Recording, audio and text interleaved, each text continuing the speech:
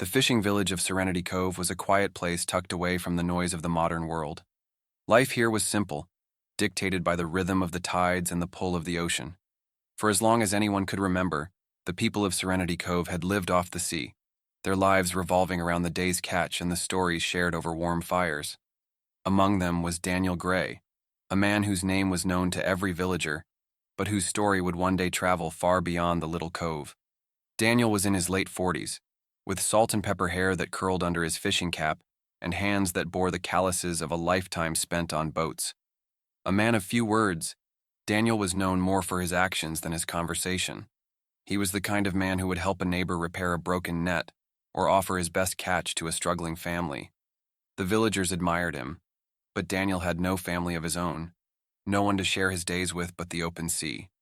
It was on a summer evening, 5 years before the events that would put Serenity Cove on the map, that Daniel's life changed in a way he never could have predicted. The day had been long, the sun relentless as Daniel worked his small fishing boat out past the rocks that bordered the cove. His nets were heavy with fish, and as the sun dipped toward the horizon, he began the slow journey back to shore. The water was calm, the kind of stillness that fishermen valued but also feared. The sea could change its mood in an instant, and Daniel had learned long ago to respect its power. As he rowed, he noticed something unusual out of the corner of his eye, a dark shape moving near the surface.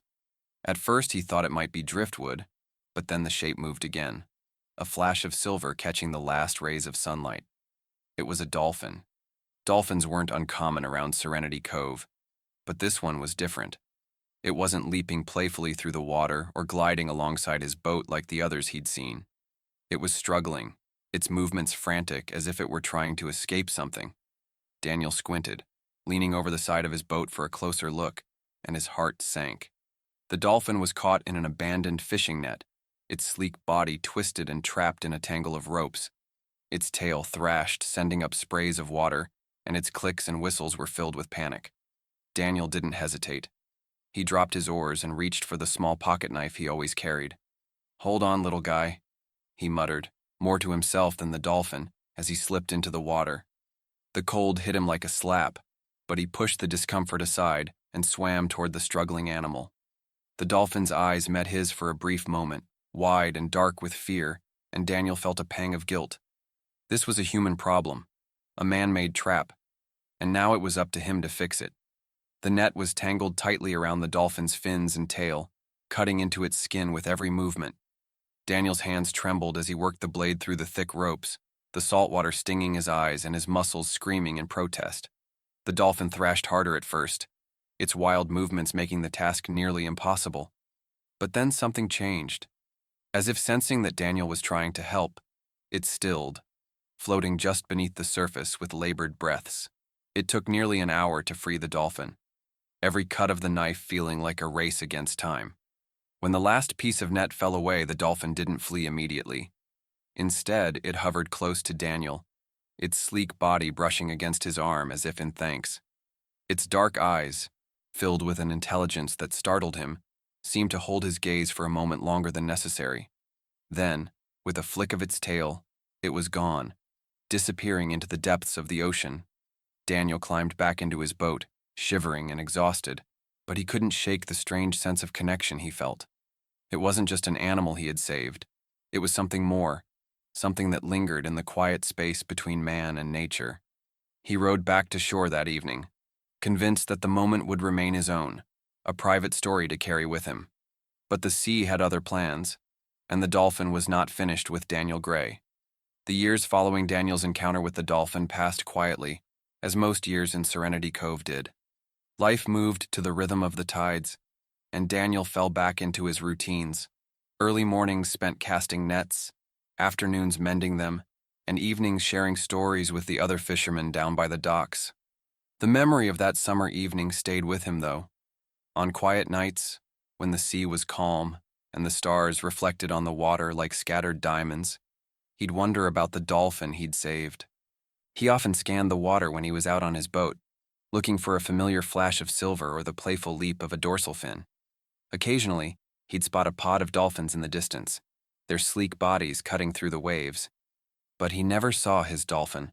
the one with the jagged scar across its fin from where the net had dug into its skin. Over time, he began to convince himself that the moment had been just that, a single, fleeting event, no different from the countless acts of kindness he performed every day without expecting anything in return. It wasn't until 5 years later, on a stormy October night, that Daniel realized how wrong he'd been. The day had started unremarkably. The sky was overcast, and the wind had a bite to it. But the weather was nothing unusual for the season.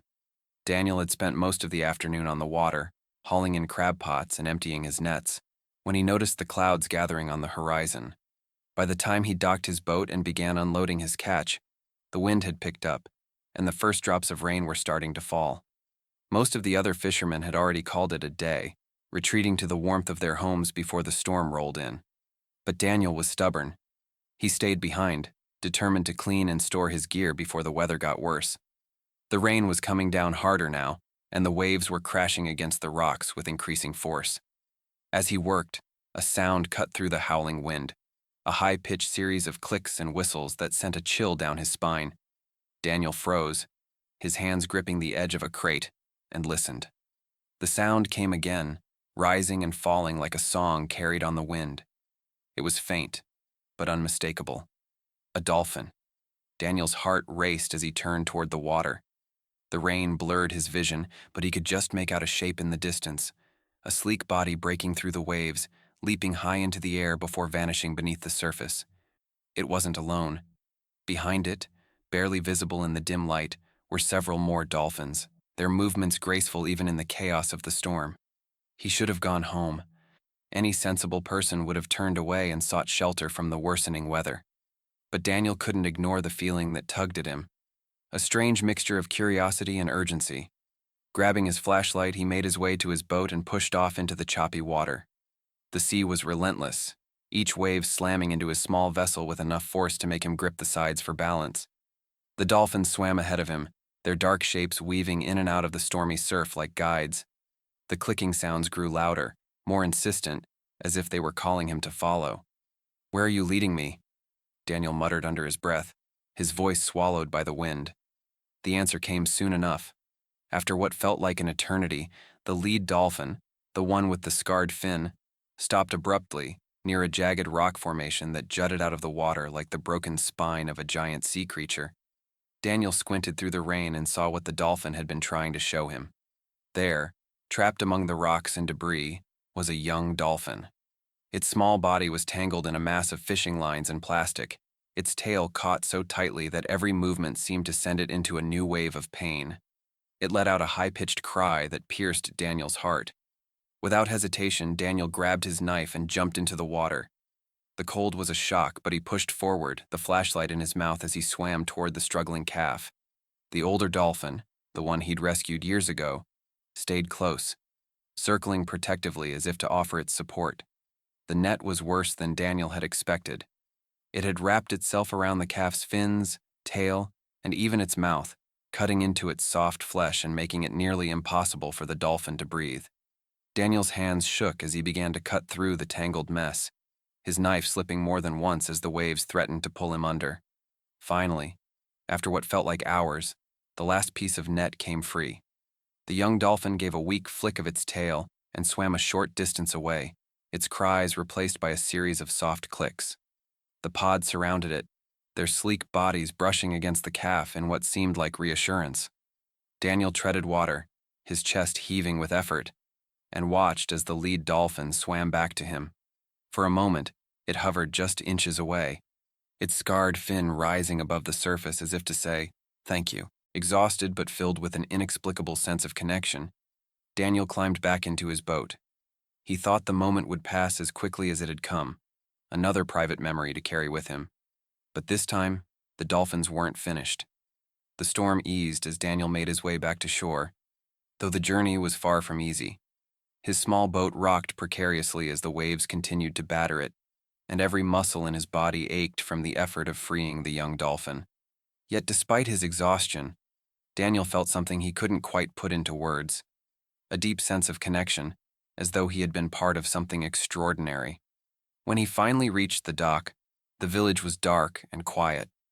Most people had gone to bed, oblivious to what had just taken place out on the water. Daniel secured his boat, grabbed his gear, and made his way to his small home near the edge of the cove. The warmth of the fire and the comfort of dry clothes brought some relief, but his thoughts were still on the dolphins. He couldn't shake the feeling that their actions had been deliberate. The way they had led him through the storm, their insistent clicks and whistles, it was as if they knew exactly what they were doing. And then there was the scarred dolphin, the one he had saved all those years ago. It had remembered him, hadn't it? Daniel wasn't a man prone to superstition or sentimentality, but even he couldn't deny the bond they seemed to share. By morning, the storm had cleared, leaving the village bathed in soft golden light. The fishermen were already out and about, their boats bobbing gently in the calm waters as they prepared for another day at sea. Daniel joined them, his movement slower than usual as the previous night's events weighed heavily on his mind. He didn't mention what had happened to anyone. After all, who would believe him? But the dolphins had other plans. It started as a faint sound, a series of high-pitched clicks and whistles carried on the breeze. Daniel was the first to notice, his ears pricking up as he paused mid-step. The sound grew louder, and soon others began to hear it too. One by one, the fishermen turned toward the water, their faces etched with confusion and curiosity. "What's that noise?" one of them asked. "It's coming from the bay," another replied, pointing toward the horizon. Daniel followed their gaze, and his breath caught in his throat. The pod of dolphins was back. There were at least a dozen of them, their sleek bodies breaking through the surface of the water in synchronized movements.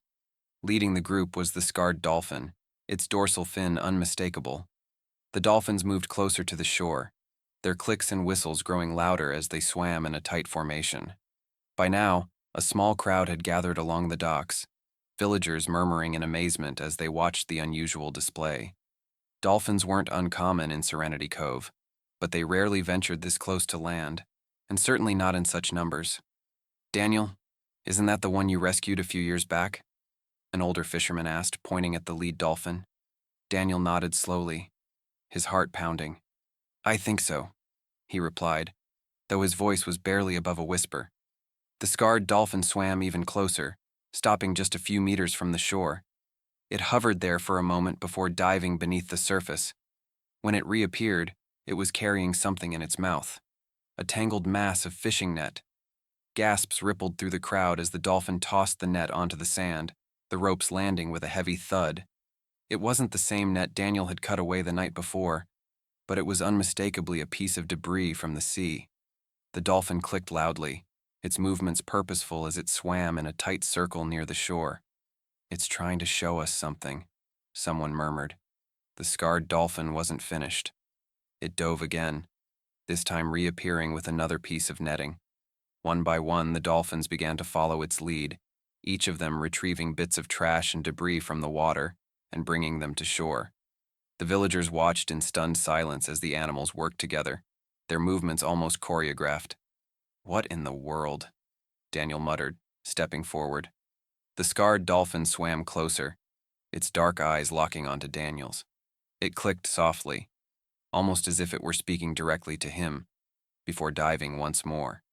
When it returned, it wasn't carrying netting or debris. Instead, it brought with it a smooth, shiny shell, which it gently placed at Daniel's feet. Daniel knelt down, his hands trembling as he picked up the shell. It was unlike any he had seen before, its surface shimmering with iridescent colors that seemed to shift in the sunlight. The scarred dolphin let out a series of soft whistles, its body still as it floated just offshore. The villagers erupted into murmurs, their voices a mixture of awe and disbelief.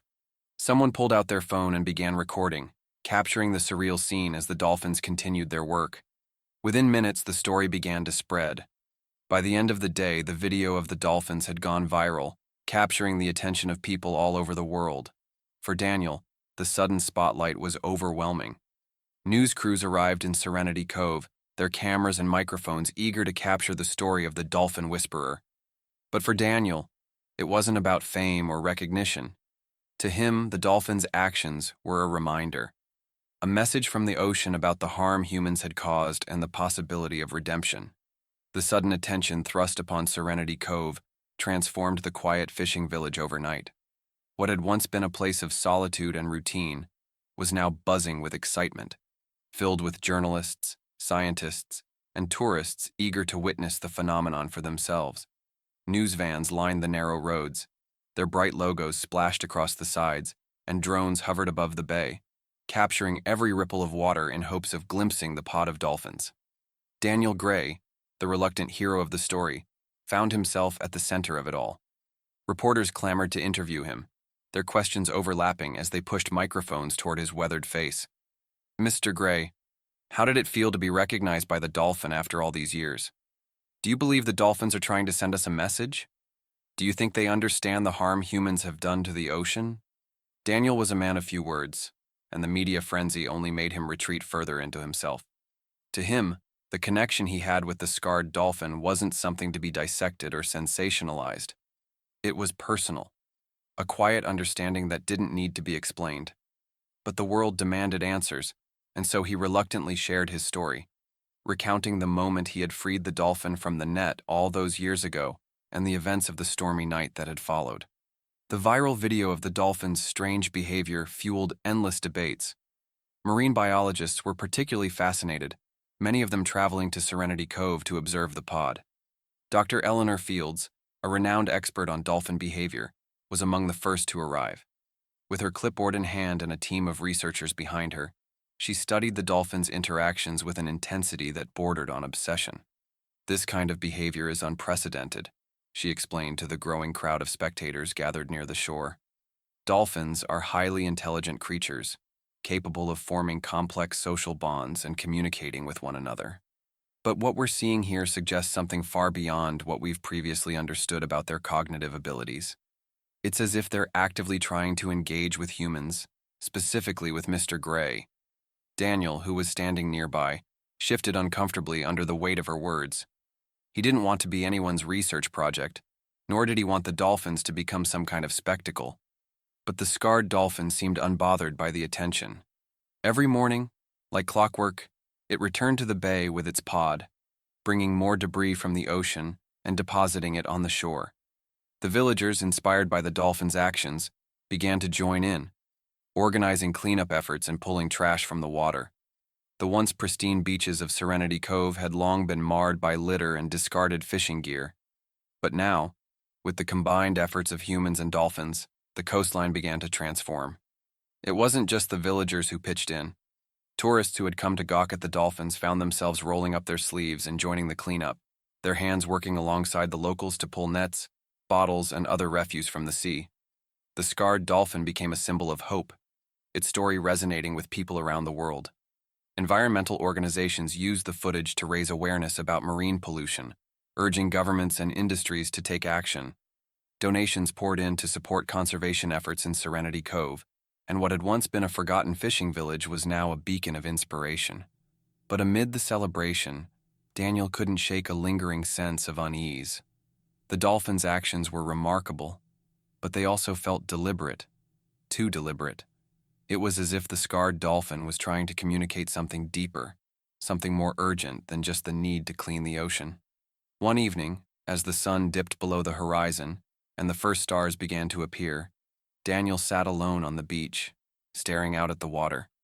The scarred dolphin had returned as it always did, but this time it swam closer than ever before, its sleek body cutting through the gentle waves until it was just a few feet away. Daniel waded into the water, his boots sinking into the wet sand.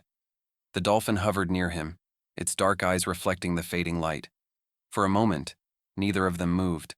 Then, the dolphin let out a series of soft clicks, its movement slow and deliberate.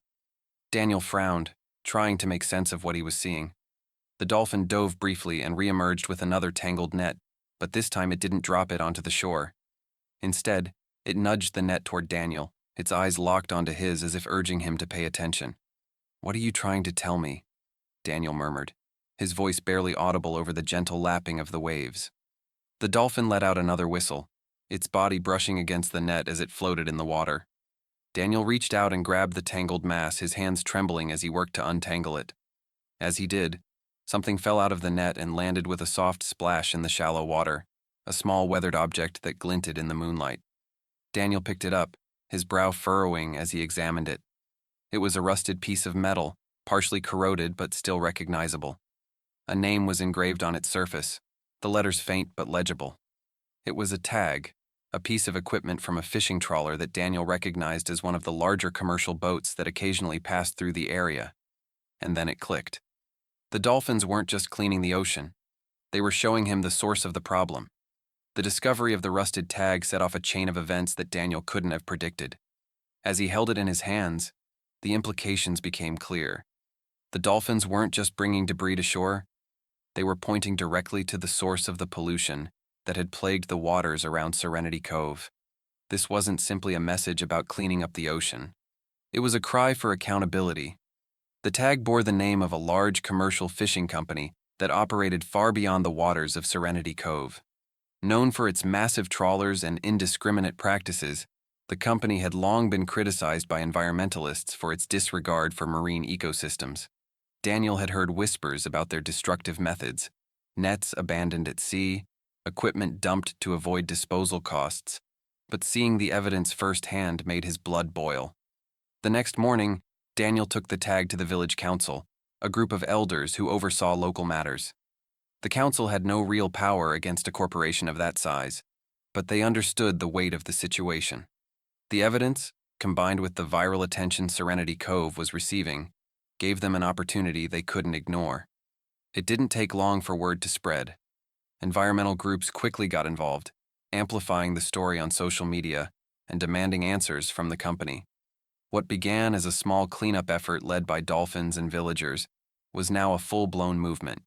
People from around the world rallied behind the cause, sharing videos of the dolphins' behavior and calling out the corporation responsible for the pollution. For weeks, the scarred dolphin and its pod continued their daily visits, bringing more pieces of netting, fishing lines, and other debris to the shore. Each item seemed to tell a story, a silent testament to the damage humans had inflicted on the ocean. Scientists studied the dolphins' behavior with growing fascination, publishing papers that speculated on their intelligence and capacity for communication. The media coverage put immense pressure on the commercial fishing company. Unable to ignore the public outcry, the corporation issued a statement acknowledging their role in the pollution and promising to change their practices. They pledged to implement stricter protocols for waste management, fund marine conservation projects, and support cleanup efforts in affected areas, including Serenity Cove. For the villagers, the change was a victory. The waters around Serenity Cove began to heal, the beaches once again reflecting the beauty they had been known for. But for Daniel, the true victory lay in the quiet moments he shared with the dolphins. One evening, as the sun painted the sky in hues of orange and pink, Daniel found himself standing on the beach, the waves lapping gently at his feet. The scarred dolphin appeared, gliding effortlessly through the water with its pod close behind. This time, it didn't bring any debris or nets. Instead, it swam in slow circles near the shore, its movements calm and peaceful.